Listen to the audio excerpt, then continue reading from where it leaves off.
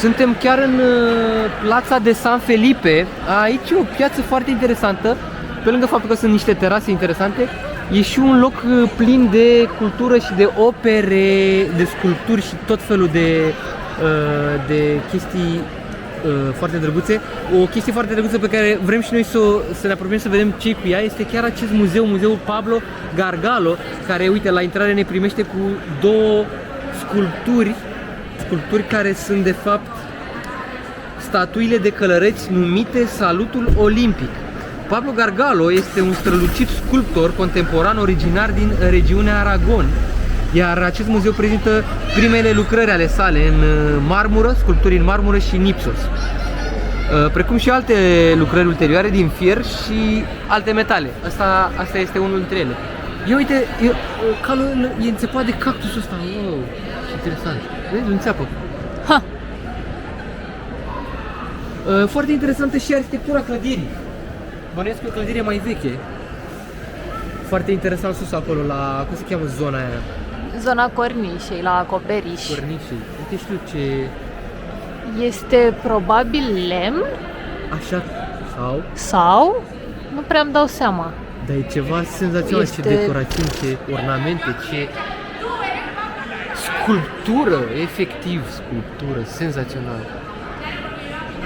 Bun, și chiar lângă acest muzeu mai avem și biserica San Felipe, biserica San Felipe și Santiago el Menor, construită în 1686, deci 1686, după demolarea clădirii anterioare, care devenise prea mică din cauza creșterii numărului de noriași. La exterior se remarcă extraordinar de faină această ușă de la intrare, care prezintă o compoziție plină de plasticitate și mișcare, care pare să anticipeze bogatul baldachin interior pe care nu putem să-l vedem. Figurile lui San Felipe și Santiago el Menor sunt plasate pe coloanele solomonice. Ia uite ce... Acolo și acolo. Da. Dar coloanele astea n-am mai văzut până acum. Am mai văzut Am mai văzut solomonice până acum? Nu, eu nu le-am. Dar sunt superbe și mai răruțe. Și uite acolo lângă Superbe, coloană. superbe, Hai să arăt ceva superb lângă coloană. Ea arată în ceva superb. Vă prezint Solomon Alexandrion. Coloana pe care... Uite aici un cui. Uite un cui aici. Uite un cui aici. Wow. Wow. Vedere de perspectivă asupra... Cuie, dar nu le fumați.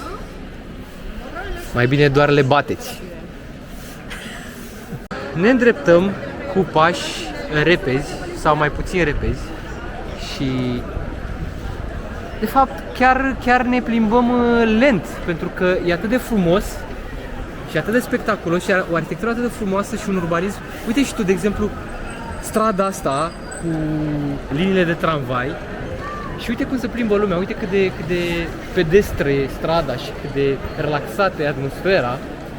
Cum spuneam, ne apropiem de Cale de Alfonso I și facem aici stânga pe Cale de Alfonso I. Ia uite ce clădire superbă! Doamne, ce-mi plac balcoanele astea! Doamne, de frumos! Haide să ne lăsăm pe stradă, uite, asta e strada. Uite ce perspectivă frumoasă asupra bazilicii. Aia e bazilica, oare? Bolta aia, da. Da? De la bazilică e, da. Da. Hai să mergem așa ușor spre ea, să spunem câteva cuvinte despre această stradă extrem de populară și, după cum se vede, o stradă pietonală. Uite câtă lume e, cred că e strada principală din orașul de Zaragoza, principala arteră, plină de case originale din secolul al XIX-lea și câteva magazine, bineînțeles, la parterul lor. Este una dintre principalele artere comerciale din Zaragoza, corect. Și într-adevăr, la capătul ei se vede Basilica del Pilar. Ce pot să spun? Uite și tu câtă lume e și atmosferă plăcută. Aici avem și luminițele. Nu știu dacă vor da drumul la luminițe. Nu cred că dau încă drumul la luminițe. Probabil mai trebuie să mai treacă, să se apropie de Crăciun. Da, uite și tu ce plăcut. Și de aici, precum spițele unei roți, se împart mai multe străduțe care acoperă zona asta a centrului vechi din Zaragoza.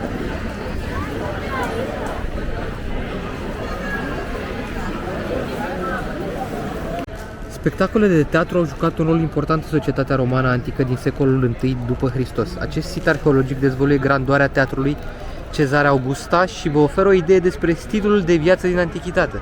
Teatrul roman antic a fost excavat în 1972 și este acum închis într-un spațiu special de expoziție.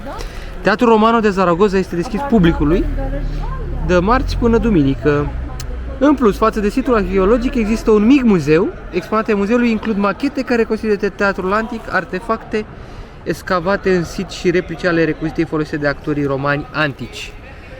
Suntem chiar aproape de centru vechi, unde avem această structură, uite, care acoperă, care protejează vechile ruine și vestigiile teatrului romanic. Acolo e și un grup ghidat și ăla cred că e muzeul de acolo, nu? Ăla cred că e muzeul. Da, cel mai probabil. Interesant. Și mare, bă, mare, chiar e mare.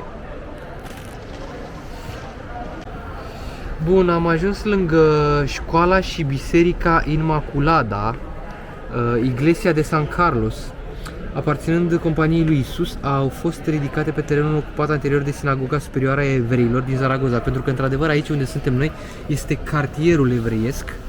În secolul al XVIII-lea, întreaga ornamentație interioară a bisericii este renoită și chiar o să intrăm și o să vedem, proiectată de fratele Lacare, devenind cea mai sumptuoasă unitate a barocului din Zaragoza și un model pentru numeroase lucrări ulterioare.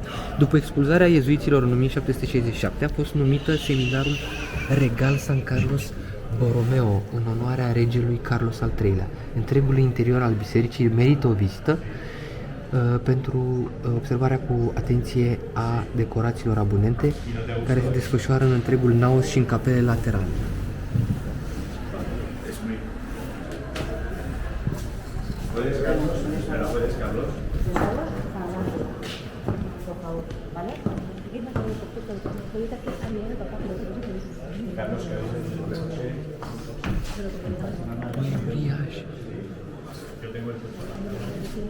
Mă amintește de Sao Rock din Lisabona. Se apropiem de el.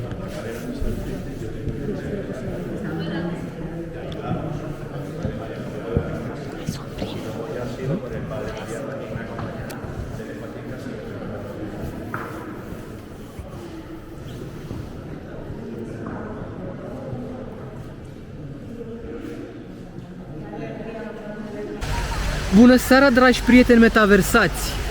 Iată-ne ajunși și în parcul...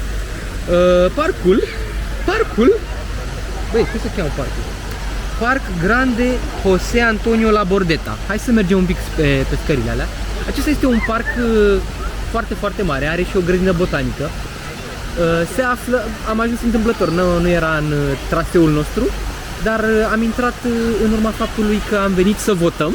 Am mers de am votat, ne-am exercitat dreptul cetățenesc și democratic și de acolo am observat că foarte multă lume ieșea de la vot și mergea în părculeț să se răcorească la creierii capului, pentru că votul este unul greu și pentru că avem de ales de între niște candidați.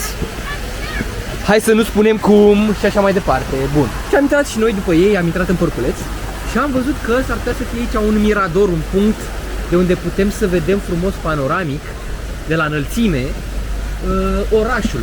Iar acum urcăm pe scăricelele astea și să vedem sus de acolo cum se vede. Lumințele astea chicioase îți plac? Uite, Foarte mult sunt, le ador. Și mie îmi Sunt plac. fiartă. Nu știu de ce.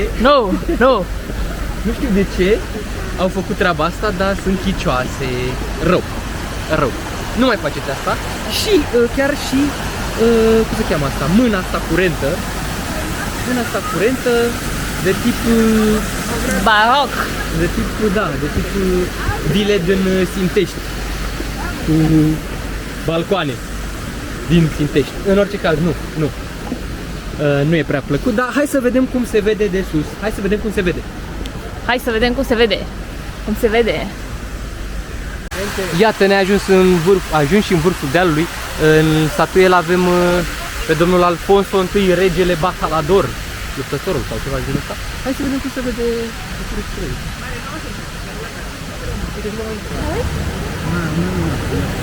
Wow, ce se vede acolo? Băi, parcul ăsta mi amintește de ăla din Genova, foarte mult din Genova.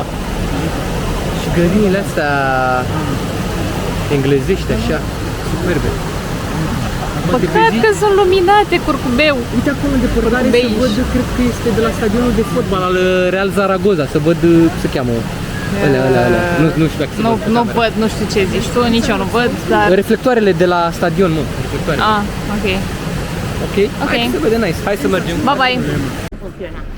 Ne întoarcem liniștiți spre casă, din Părculeț, și mergem să vedem mai de aproape și Puerta del Carmen, care este situată în piața care formează intersecția a două dintre arterele principale ale orașului, Avenida Cezar Augusto și Paseo Maria Agustin. Construită în 1789 de arhitectul Agustin Sanz și inaugurată abia în 1792, se află pe vechea Puerta del Carmen, care făcea parte din a doua incintă cu ziduri a orașului. O să mergem mai aproape de ea și o să vedem de acolo. Structura sa, ca un arc de triumf roman, răspunde modelelor neoclasice ale Madridului. În timpul asediilor care au avut loc în războiul de independență din 1808 și 1809, a servit drept bastion pentru rezistența aragoneză.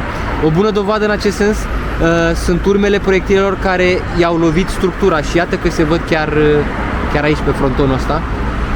Se pot observa. Hai să mergem încolo pe stradă, pe bulevardul ăsta în continuare.